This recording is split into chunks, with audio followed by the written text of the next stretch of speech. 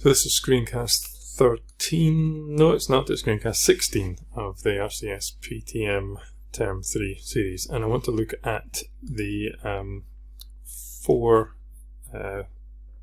tools in the Modify drop down from the top there. Hopefully you can see that, they're all greyed out at the moment, I can't select anything.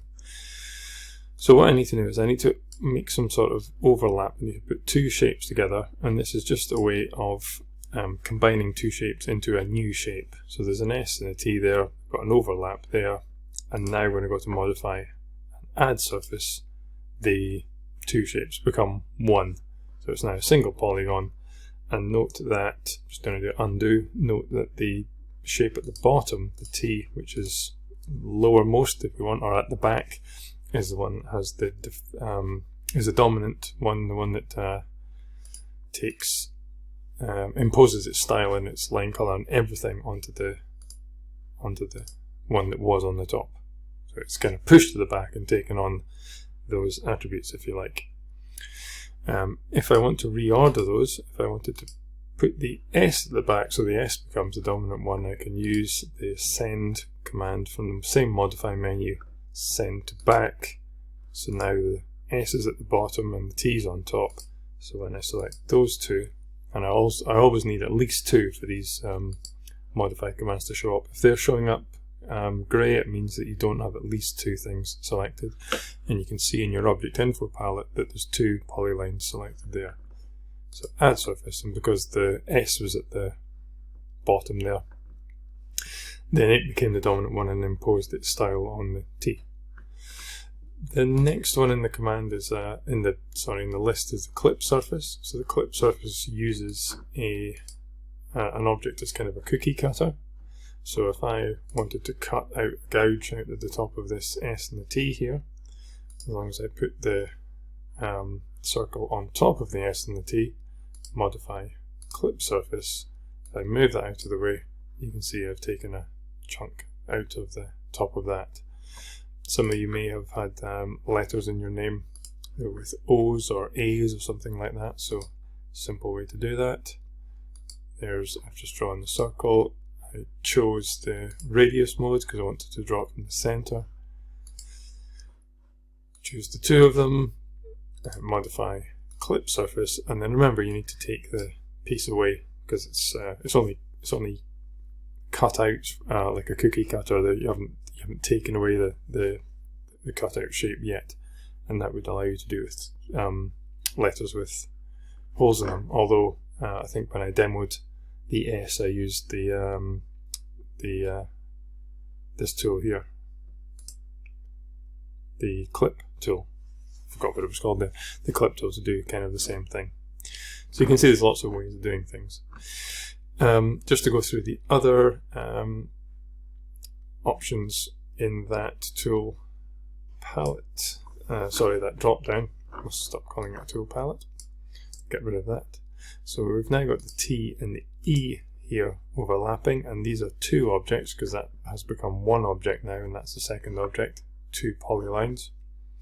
Modify intersect surface has created a new shape from the intersection, from the overlap of the two. Hasn't done anything, they're still exactly the same, but I have a new shape. So that might be a way of making complicated shapes by having an overlap. Quite a simple one here, but I'm sure you could see that some sort of more complicated overlap here might be a way of doing something interesting. The last option is, let's see the best way to demo this. We'll do that one there. So that I'll do kind of an overlap here. Two polylines, modify, combine into surface. This now changes my cursor into a little paint palette, and by clicking on areas of overlap, I can create new shapes. So modify, I need to select them again. Two polylines, combine into surface. Let's take that as a shape. So, you know, I can create new shapes from overlaps. So again, that might be a useful way. So you need to be really creative when you're drawing up your venues and you're drawing up objects, props, anything really you're using this for, that it's not always a case of going to the line tool and drawing things out using the polyline tool. The curved arched window, I believe I called it in one of the earlier tutorials that we drew from the polyline. I think we drew up to here. I'll just do it just now. Over a point, back,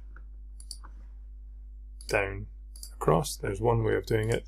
The other way would be to draw a rectangle, a circle, diameter, across the top there. It's not quite the same window, but you kind of get the idea. Modify, add surface.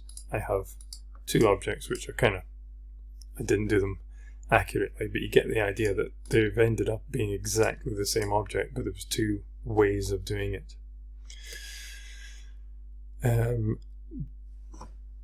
It's really important to remember, again, way back at the beginning, that say lines and polygons are not necessarily the same. This here in a line drawing looks very similar to this, but only one of them is a rectangle which has a ratio of perimeter and area and is able to be given a color and attributes. The other one it has no center, it's 4 separate lines. If I select it, it says 4 lines, it has no behavior at all. I can't fill it. You see the fill attributes has gone to none. It's unfillable, it pops back to none. I can make that into an object. It's not like we've ruined it. You can just compose it, I suppose, is one way of doing it, and then it fills in and becomes an object which is now fillable like the others. So nothing really wrong with doing lines. It's just you need to keep an eye on the fact that these objects, if we're going to do 3D with them, which is where we're heading, they need to be closed filled objects. And we'll maybe talk about 3D very soon, but have a play with those add, clip, intersect and combine surfaces, and also the send to front, send to back options in there as well.